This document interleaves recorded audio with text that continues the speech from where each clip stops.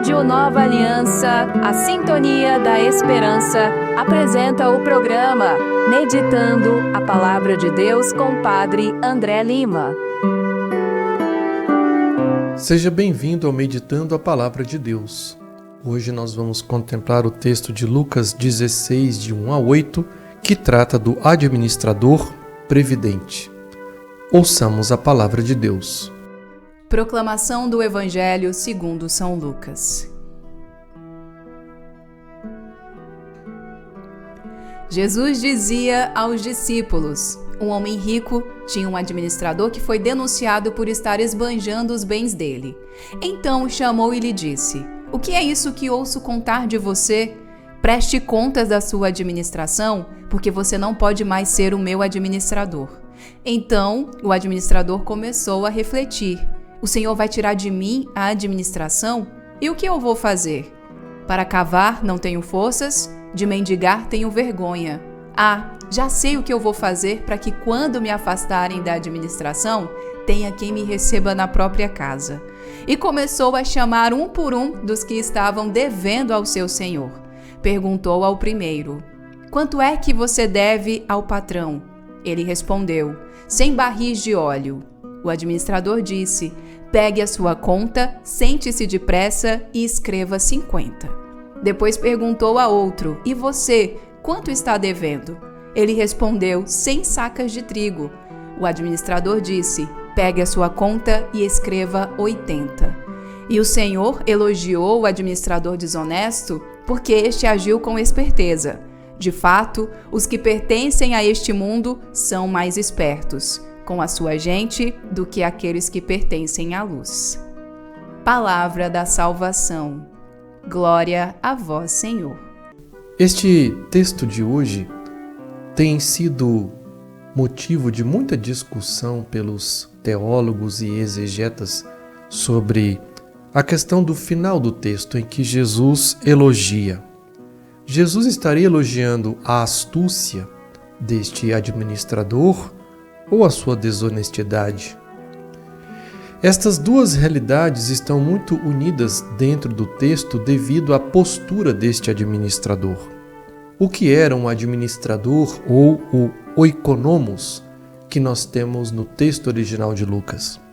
Pode ser um gerente, um responsável, até um mordomo, enfim, aquele que teria uma responsabilidade de uma administração de alguns bens de um certo patrão, um seu senhor.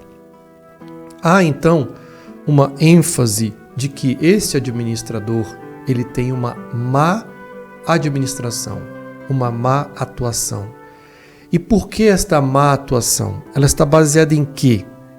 Ele é culpado de desperdiçar as posses do seu senhor e ainda fraudar os seus valores. Por isso, ele terá de prestar contas, ou, numa tradução, ele vai ter de se explicar sobre esta atitude que ele desempenhou. Daí nós vemos uma estratégia por parte deste administrador em tentar recuperar o ganho perdido e, nessa trapaça, de envolver outros, a fim de que eles fiquem agora todos amarrados nesse estilo de corrupção diante do Senhor, para que eles continuem a comprar diante daquilo que eles fizeram anteriormente, que foi a corrupção destes atos, esta trapaça de valores e pesos diante dos bens que eram vendidos. A falsificação dos valores diante dos compradores, dos fornecedores, é uma forma de torná-los cúmplices do próprio ato.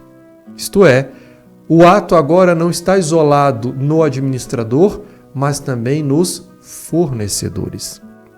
Assim, ele tira a sua obrigação diante dele, mas envolve uma obrigação futura destes fornecedores de manterem-se em silêncio e comprando segundo estes novos valores. Há então uma redução de valores até drástica, e muitos aqui apontam, os estudiosos, de que ele estaria reduzindo tais valores para se assemelhar aos juros cobrados que se alinhavam pelas práticas do negócio diante da lei que orientava tais negócios. O administrador representa aquilo que Jesus fala no final do texto, ele é um filho do mundo. Jesus contrapõe os filhos do mundo e os filhos da luz. E diz que os filhos do mundo, eles são astutos, são previdentes, até prudentes, desde que envolva valores ou bens. E os filhos da luz? Jesus denuncia então que os filhos da luz muitas vezes são apáticos, não se envolvem, não são prudentes e por isso não mudam, não se adaptam às realidades e, consequentemente, não contribuem como instrumentos para o reino de Deus. Então, Jesus quer mostrar que nós devemos ser não filhos do mundo, como esse administrador, mas filhos da luz. E precisamos ser astutos, previdentes, prudentes, que promovem mudanças para podermos então adentrar nos meios diversos deste mundo e então sermos instrumentos do reino de Deus. Esta é a mensagem que Lucas quer dizer aos discípulos, ou seja, a cada um de nós, para podermos então, neste mundo controverso, podermos nos adaptar, mas também sermos os verdadeiros instrumentos para que o reino de Deus se manifeste, através da nossa astúcia em evangelizar, em testemunhar, em levar a boa nova. A partir deste breve comentário, vamos ver agora as perguntas que nos são propostas. Como equilibrar fidelidade a Deus e sagacidade humana? É preciso buscar na sabedoria equalizarmos, sermos ao mesmo tempo sagazes, mas também fiéis. É possível, pela sabedoria, usarmos sim de astúcia para testemunhar, para levar a boa nova, para mostrar Jesus Cristo ao mundo, sem ferir com a fidelidade para com o próprio Cristo. E isto é algo que nós precisamos aprender mediante as orações, mediante a prática da caridade. No segundo questionamento nós temos: que dificuldade sinto ao ouvir Jesus elogiar o administrador astuto? Muitas pessoas têm dificuldades ao lerem este trecho quando não sabem deste jogo em que está contido justamente no próprio texto. Jesus não está ali elogiando simplesmente o ato desonesto, mas Jesus quer que os discípulos sejam astutos, que saibam olhar e ver se precisam fazer mudanças na evangelização, no próprio testemunho.